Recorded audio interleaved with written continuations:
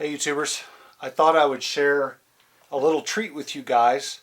In a prior video I mentioned that my neighbor across the street, turns out he's a sort of a homebrew audio guy. He builds his own stuff, and he uses a lot of Bottlehead stuff. So he was kind enough to let me borrow his heavily modified Bottlehead Crack, which I think is awesome.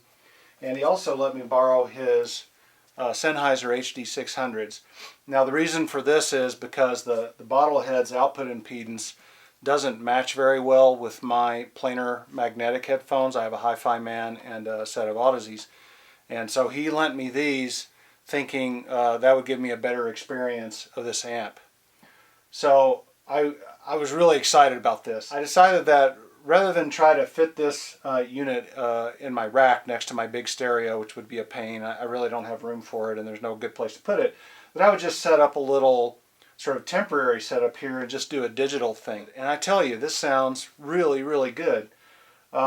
First off, right here I've got just a MacBook Air. I'm running iTunes, and I have it linked to my shared library on my main computer. So I wasn't listening to like super high-res files or anything like that. I was just listening to AAC files from Apple, and still sounded really good. So that's the kind of the front end. Then I'm feeding it into this little HRT head streamer. This is a USB DAC, and it has no power supply. It's USB driven, and I'm sending that out into a Y splitter to an RCA female, and then I have some Blue Jean cable, a real short run of RCA here that I'm not using in my main rack right now. So the signal chain's real short, and it's just a regular old USB. There's no such thing as audiophile USB, in my opinion. Anyway, this is just USB. We're talking data here, people. I mean, I don't know. Is there such a thing as a data file USB cord for your external hard drive? So all of this runs analog into the Bottlehead Crack, which he built, and you get these as a kit. And this thing is awesome, and he's totally modified this thing.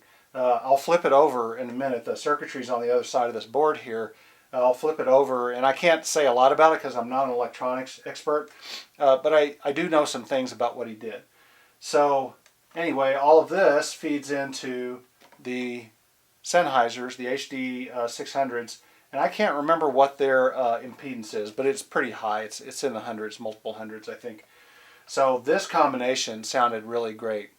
To talk about the Bottlehead just for a second, you know, I'm embarrassed to say I can't remember what this tube is. It's probably either a 12AX7 or AU7, and then I didn't ask him what this one was. I think it's a 300B, but it's marked 421A.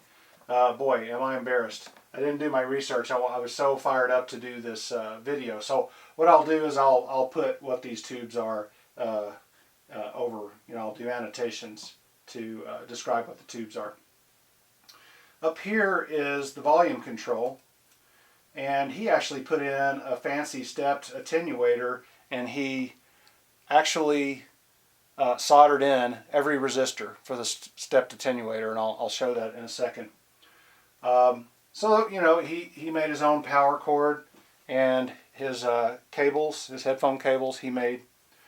And I listened to this last night, and immediately, I'm telling you, this combination sounds incredible. However, with my Audizies and my Hi-Fi Mans, I thought, you know, it can't be that big a difference. It really can't make that much of a difference, but actually it did. The Audizies sounded okay, but not as good as they sound when they're hooked up to my Hi-Fi Man EF5.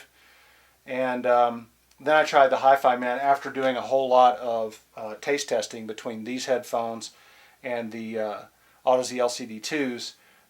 These guys definitely came out the winner on this setup.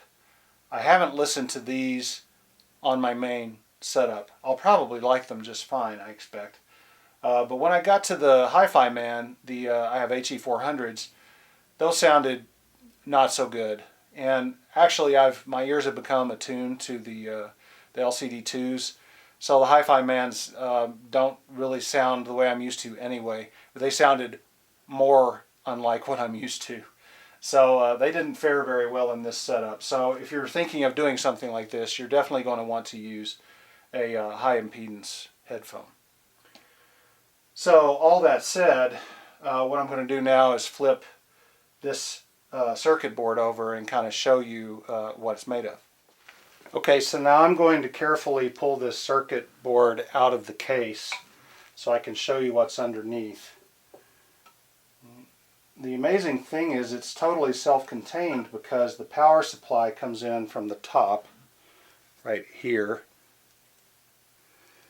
So then you flip it over and you can see what the parts look like. There's a couple of giant capacitors here, and this is the essentially custom array of resistors that he put in for his stepped attenuator. So he bought the, I don't know what you'd call it, the armature, the frame, whatever, and then he soldered all this crap in here. I was like, dude, that's not for me. There's no way. I would go insane. But he's done a lot of mods to this. He's got cotton wrapped, all his wiring's cotton wrapped, and he used silver wire. And I can't say a whole lot about his mods. He did put a choke in, and a few other mods that I don't really get because I'm not an electronics guy.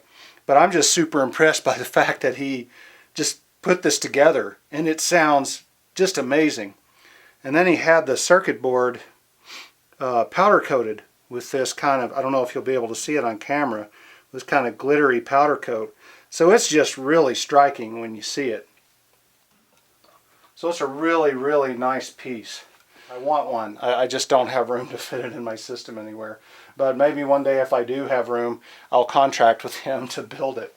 Anyway, I thought I would share this. It's just so cool that I thought I'd turn people on who hadn't heard of this before. Thanks for watching, and I'll catch you later.